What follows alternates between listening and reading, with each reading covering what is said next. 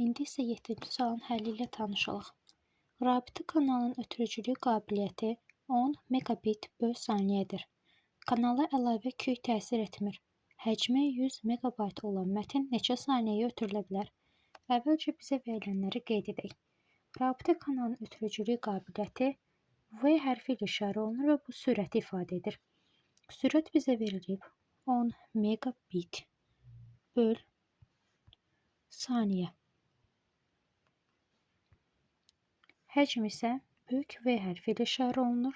Bu həcmi bildirir. Həcmin qiyməti isə 100 megabaytdır. Bizdən T bərabərdir sual soruşulur.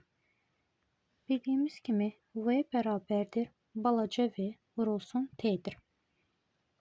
V'nin qiyməti 100 megabaytdır. 100 megabayt bərabərdir 10 megabit böl saniyə vurulsun T. Gördüyümüz kimi burada vahidlər bir-birinə bərabər deyil.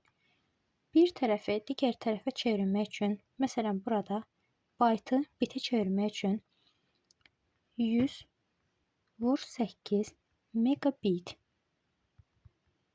bərabərdir 10 megabit böl saniyə vur T şəklində yaza bilərik. Daha sonra burada megalar və bitlər gedəcək. 100-ü 8-ə vurduqda 800 bərabərdir 10-u T'yə vuracağıq. Buradan T bərabərdir 80 saniyə alınır. Doğru cavab 80 saniyə, yəni D variantı.